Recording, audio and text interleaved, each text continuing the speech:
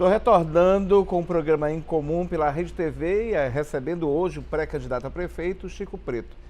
Chico, é muito difícil uma candidatura a prefeito, né? Você precisa de muito voto, você precisa de uma estrutura muito boa para lhe ajudar e dizem que muito dinheiro, até porque o eleitorado teria mudado. Hoje em dia o eleitorado gosta muito de dinheiro, se fala muito isso, é o que se comenta isso. É difícil, é um desafio para ti, é um grande desafio para ti, é um médio desafio. Como é que você está encarando essa tua fase na vida política? Eu ainda há pouco te falava que eu sou homem o suficiente para pagar o preço das decisões que eu tomo. Com certeza. E essa é uma decisão que eu vou levá-la adiante. A gente precisa, Júlio, nesse momento, ter uma candidatura que, primeiro, seja uma candidatura de alguém que não tenha sequer respondido um dia na vida nenhum processo. É o que o eleitorado hoje em dia espera, né? As pessoas cobram isso. Cobram muito. Olha, ficha limpa. Ficha limpa. O povo brasileiro recolheu milhares e milhares de assinaturas, levou essas assinaturas até o Congresso, ou seja, a ficha limpa é uma conquista dessa vontade do eleitor, do político ficha limpa, do político que não teve envolvido. Então, eu tenho, graças a Deus e graças às decisões que eu tomei, de nunca me envolver nessa parte suja da política, a minha ficha limpa.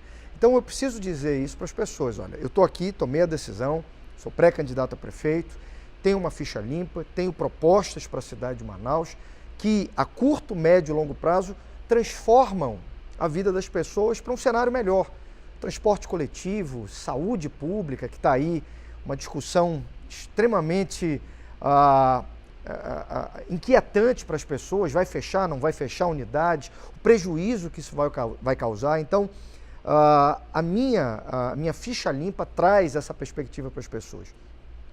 Mas o que me incomoda é que sim, ainda tem uma parcela da população que acredita que só pode ganhar quem tem muito dinheiro.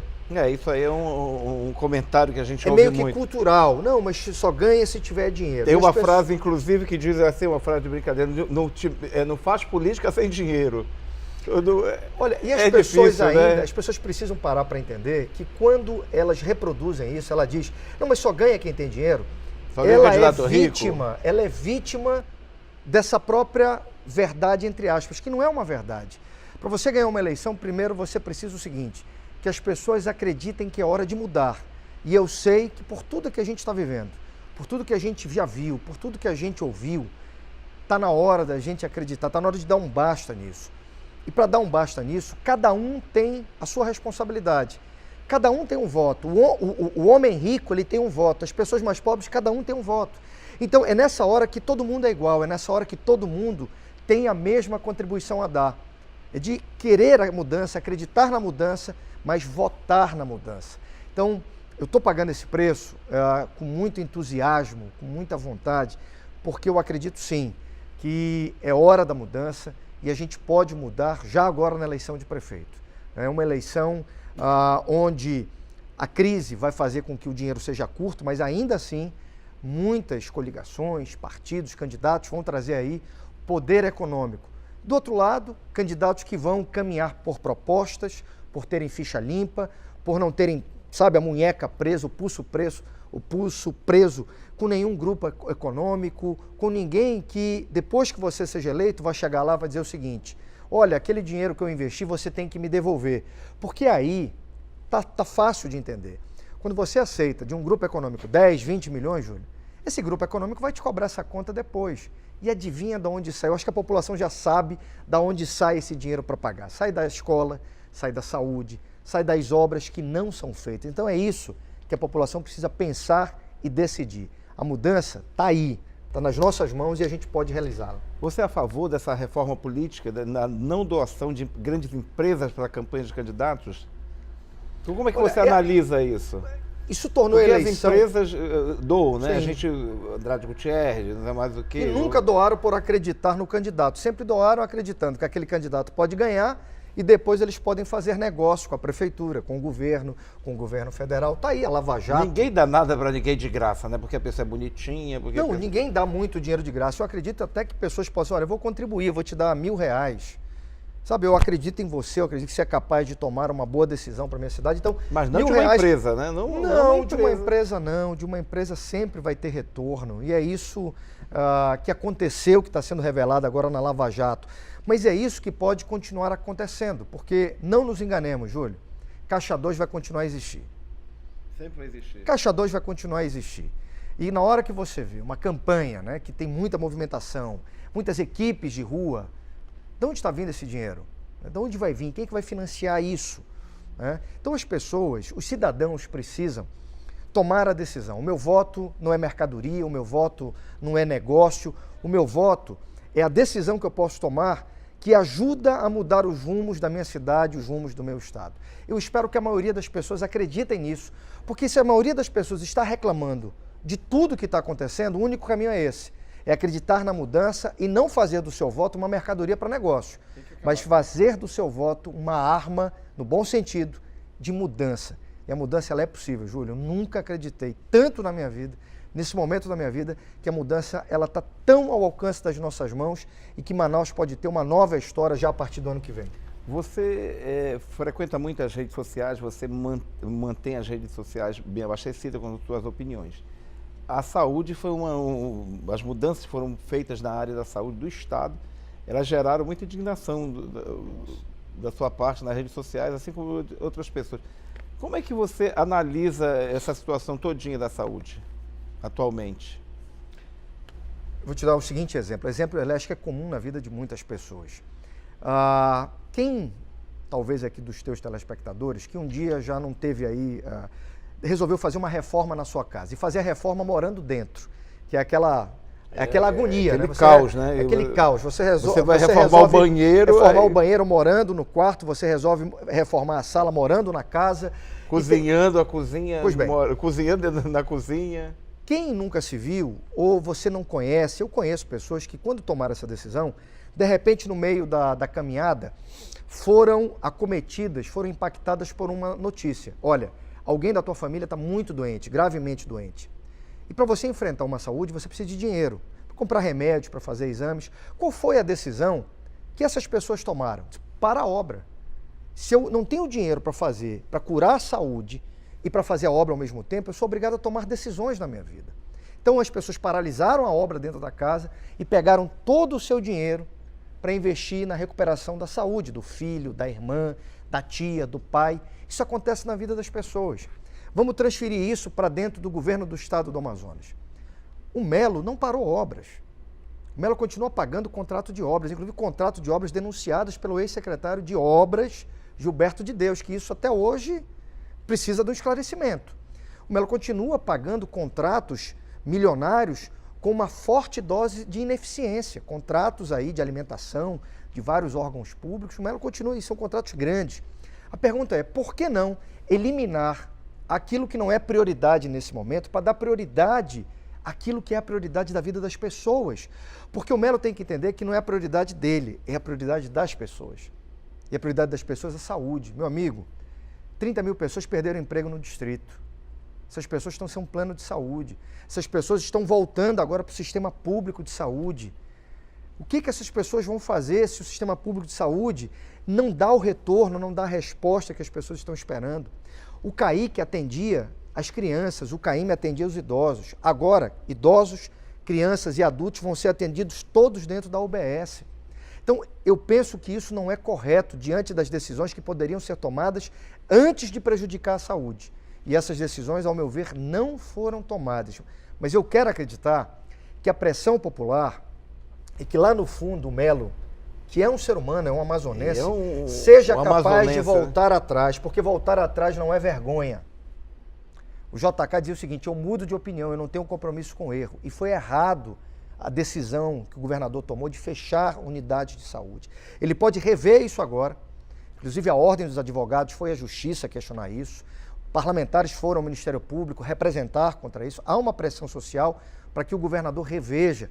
Não é vergonha, governador, rever essa decisão, voltar atrás e ir ao encontro da verdadeira necessidade do povo nesse momento, saúde pública. E a gente torce muito para que isso aconteça, porque ele é um amazonense como nós, um homem que veio do interior, um homem que conseguiu conquistar o caminho dele com muito trabalho, muita dedicação, com muita humildade, que é importante isso também no político, né? Sim. Eu acho que é importante que a gente tem experiência de vida, né? Ele não é mais um menino, tem experiência de vida, já viveu muito. Então, é essa experiência que eu quero acreditar, e aqui fazer um apelo ao governador. Reveja a sua decisão. Voltar atrás, ao contrário de ser um motivo de vergonha, pode ser um motivo de orgulho e um motivo de dar a esperança que o povo, nesse momento, parece que perdeu. Diz, olha, saúde pública, e agora? As pessoas não têm dinheiro para pagar um plano de saúde. A saúde pública precisa responder. Ela não pode ser penalizada. A gente pode cortar de outras áreas e preservar a saúde da população nesse momento. Como é que você avalia a educação no município de Manaus? Eu acho que está muito precário, você tem conversado muito com as pessoas, tem circulado muito. O que você ouve? Qual a tua avaliação atualmente em relação à educação do município de Manaus? Porque é um dos grandes pontos que a gente tem que analisar no Brasil atual, né? Nós temos que ter saúde e educação. Olha, a educação na cidade de Manaus, Júlio, para o ano que vem vai ter quase 1,2 bilhão para investimentos. Para você investir, pagando o salário dos professores, fazendo a conservação das escolas, construindo novas escolas, dando manutenção em todos aqueles equipamentos, não é isso? Ar-condicionados, televisores, enfim, todos os recursos que são utilizados dentro da educação municipal. Mas tem uma coisa que me chama a atenção, que é o projeto político-pedagógico. Um bom projeto político-pedagógico, ele tem que valorizar as duas extremidades, o aluno e o professor. E o professor, ele para ser valorizado, a gente precisa nesse momento sentar e com verdade discutir a possibilidade de resgatar, de atualizar o plano de cargos, carreiras e salários dos professores. Isso não é a única ferramenta de motivação, mas é uma ferramenta poderosa de motivação. A gente precisa ter um professor motivado, um professor que não precisa procurar um outro emprego, um bico, para ele poder sustentar a sua família. Porque quando você precisa ficar naquela divisão, eu dou aula, mas eu tenho que ter um bico acolá, ele não consegue concentrar a sua energia, sabe, a sua vida, porque naquela missão que é fundamental, que é formar as novas gerações. Ao invés de estudar, ele tem que se dedicar ao trabalho. Ele precisa estudar, ele precisa se atualizar. Comprar livros. E dentro desse projeto político-pedagógico, a gente precisa ter uma caminhada de qualificação constante dos professores. Então, eu acredito muito, por exemplo, que até o ano de 2020, nós sejamos capazes de ter pelo menos 1.000 professores qualificados já num outro nível. Pós-graduação, mestrado, doutorado, a gente precisa avançar nesse sentido. Mas cujo mestrado, a pós-graduação e o doutorado tenham vínculo com a educação municipal, tenham vínculo com questões que melhorem a educação da nossa cidade. Ao lado disso tudo, valorizar a autoridade do professor dentro da sala de aula. Júlio, eu fui deputado e uma vez recebi uma mãe que me cobrava uma postura de repressão a um professor. Mas por que essa mãe me cobrava isso? Porque o professor chamou o filho dessa senhora, que havia, tudo indicava, os indícios eram completos, que aquele garoto havia riscado a parede da escola. E o professor, com a autoridade que lhe compete, disse o seguinte: você só vai sair da sala depois que você limpar a parede. E a mãe achou aquilo um absurdo. Uma punição gravíssima. A mãe achou aquilo um absurdo. Deveria ter aprendido em casa. E foi comigo à Assembleia e veja a minha resposta. Quando a mãe me disse, não, porque eu quero que o senhor tome uma providência com esse professor, e aí eu perguntei, qual é o nome do professor? Ela me disse o nome da escola, eu digo, olha, esse professor merece uma menção honrosa. Uma medalha. Ele merece palmas, porque é dessa autoridade que a gente precisa de um professor. Não um professor que vai bater nos alunos, não é isso. Mas um professor enérgico, cujos alunos e os pais dos alunos ensinem que aquele professor é autoridade dentro de sala de aula. Ele precisa ser respeitado, ele precisa ter a sua condição, Júlio, resguardada, porque a gente não pode ter um professor dentro de sala amedrontado, um professor que não se impõe. Isso não é legal também para dentro da sala de aula. E eu acho que hoje em dia também os pais empurraram muito essa história de educação para os professores, né, para os médicos. Eles são responsáveis agora por tudo, né? O que não pode ser. Não, você família, tem que... responsabilidade, família, professor, escola tem responsabilidades compartilhadas. Mas ainda dentro dessa educação, tem algumas coisas que a gente precisa, na minha opinião, restabelecer, por exemplo, a eficiência de algumas questões. Fardamento escolar, a gente ainda tem muito problema. Merenda escolar, ainda há muitas reclamações. E eu, quando fui deputado, a gente conseguiu aprovar na Assembleia um projeto que regionalizou a merenda escolar. A merenda escolar do Estado, ela foi substituída, por exemplo, aquele suco de garrafa industrializado por polpa de fruta natural. A carne que era enlatada por carne que é produzida, criada, boi que é criado no Amazonas. E incentiva a economia, né, Isso incentiva a economia e melhora a qualidade da alimentação. Porque criança que não se alimenta bem, dificilmente vai aprender bem.